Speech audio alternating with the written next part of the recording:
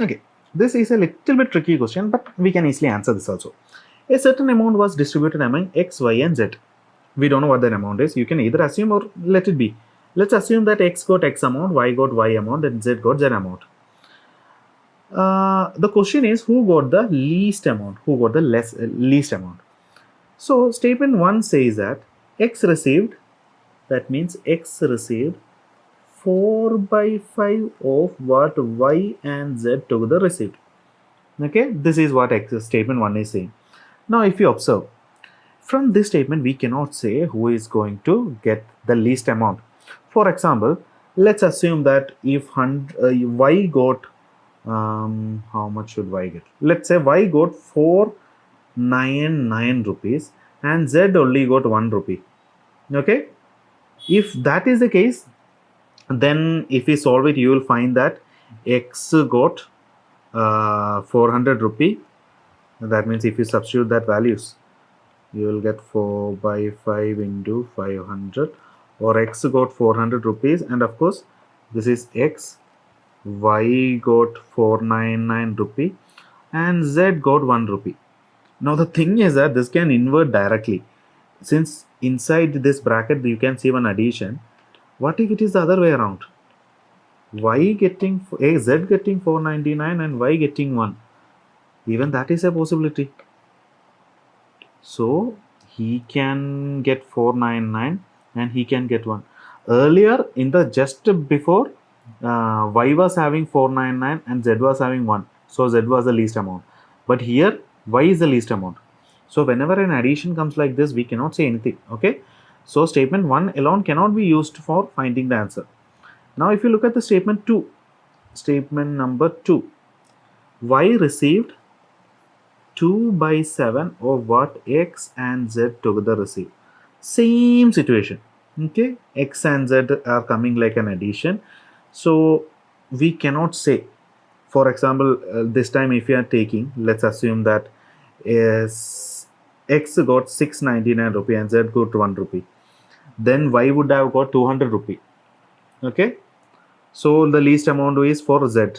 On the contrary, if it is other way around, z, x is getting 1 and z is getting 699, then also y is getting 200. Here x is having the least amount. So using statement 2 also we cannot find the answer. That means it is time that we use both the statements together. We will use both the statements together. Now to use both the statement together, you simply have to substitute one value into the other. See, the thing is that if you use both the statement together, you will be able to find some relation between each of the variables and you can come to the answer. For this, what I'm going to do is that I'm simply going to substitute the value of x, that is this value, into here. Then I'm going to get, I'll be getting y is equal to 2 by 7 into, instead of x it will be, see, I can write this thing as 4 by 5y plus 4 by 5z, right? So it will be 4 by 5y plus 4 by 5z, and then the original z is also there, plus z. It is going to be like this. Now if I solve it, you can see there is a cross multiplication which can happen here. 5 into z is 5z, like 4z. This part alone, if you look, it is going to be 4 by 5z plus z. Cross multiplying will become 4z plus 5z by 5, or that is 9z by 5. So I can simply replace this value by 9z by 5.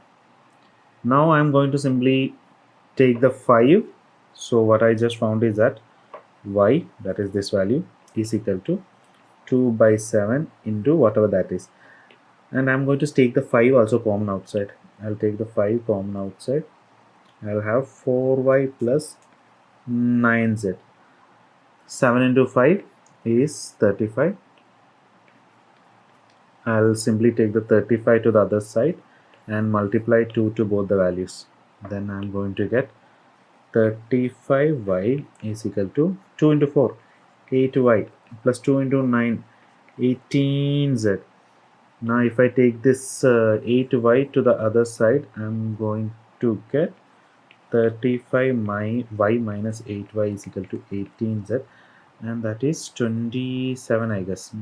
Yes, 27y is equal to 18z. And if I divide 9 on both sides, okay, or I simply 27y, or if I simply take this 25 to the other side, multiplying 25 will become division of 25. I'll get y is equal to 18 by 27z, or y is equal to divide top and by denominator, numerator and denominator by 9, you will get 2 by 3, right? Yes, you will get 2 by 3z, or y is equal to 0.666 or 6 bar z. See, it basically means that z is a number and it is getting multiplied by a number which is less than 1, and greater than 0. So if you are multiplying any value with a value which is between 0 and 1, that will basically make the value smaller. So it means that y is smaller than z. I'll give you another example. Okay, if I take a value like 10 and if I multiply by 0.6666, the same thing, I'm going to get 6.6666. See, so when I'm multiplying a value like 10 with a value which is less than 1, I'm going to get a smaller value. 10 was a bigger value, it became smaller value.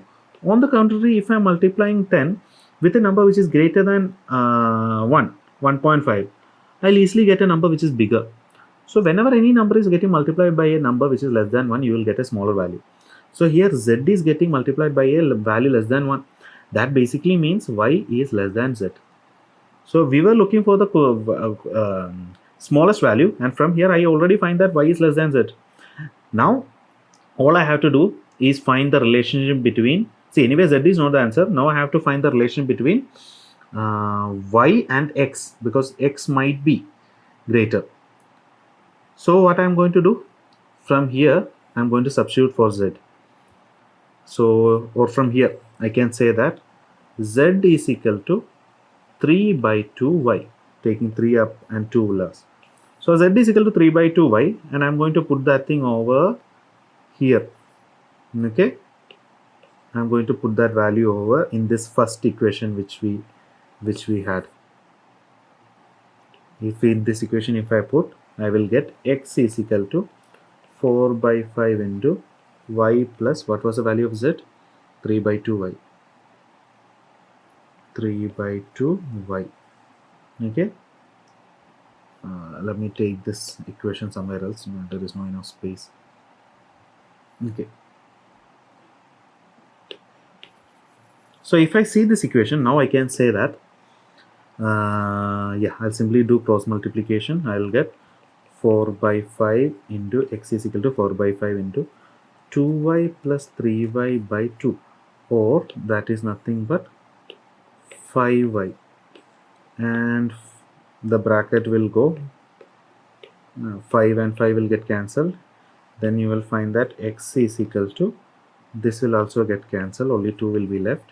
X is equal to 2y. See, y is getting multiplied by 2. So I told you, whenever a mini number is getting multiplied 2, the number will increase. So that means x is bigger. X is bigger than y. So in the earlier case, we found that y is smaller than z. So y is smaller than z. At the same time, we also found that y is smaller than x. Y is also smaller than x. So y is the smallest number. Okay, answer. So we are able to answer, but we have to use both the statement. The question can be answered using both the statements together, but cannot be answered using answer C. Now from here also you already found two relationship. You first relationship you found was y is equal to 0.6z, and next relation which you found was, or you can even take the other way around. From here I can say that z is equal to 3 by 2, that is 1.5y. That's one thing which I found. And from here I can say that x is equal to 2y. X is equal to 2y. Now if I ask who is bigger, x or y, You should be able to answer that problem also by looking at these values. Try to answer who is bigger, x or y. That's good. We can say that x, for getting x, you have to multiply 2 with this number. For getting z, you only have to multiply 1.5. So y can be absolutely any value. For example, if y is 10, then x is 20, and z is 15. So basically x is bigger, okay, in this problem. And also, how to remember the sign, this bigger and smaller? Just remember that the bigger guy always attack the smaller guy. If there is a very big person and then there is a small person, the sharp end will always be pointing at the smaller guy.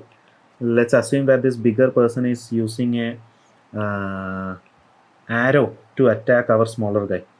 Okay, so the sharp end is always towards the smaller guy.